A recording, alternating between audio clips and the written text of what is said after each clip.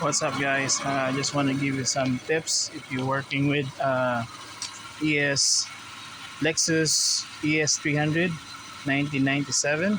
I find it in the hard way by replacing the thermostat.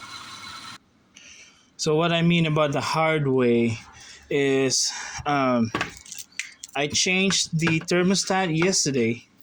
I replaced with O'Reilly, and I did all the procedure, bleed it, and then put all the jiggle valve from here when you're taking off the thermostat housing right here, according from the old data. So from O'Reilly, let's see, this one is the jiggle valve right here. So you have to align it from the stud. So I did everything, test drive.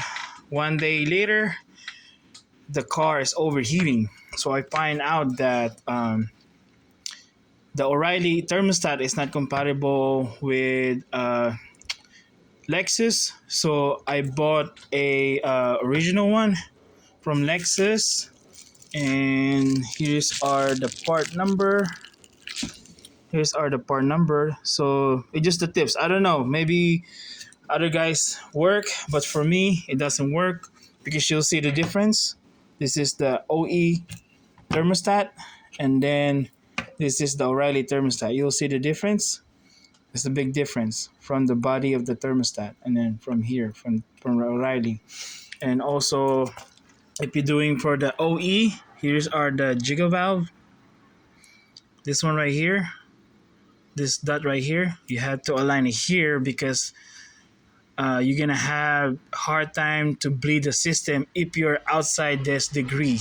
You have to be straight over here or by the stud. From that way, it's easier for bleeding system and easier to exit the air when you're doing bleeding the coolant. All right, so I hope these tips help you a lot, and I learned my lesson yesterday.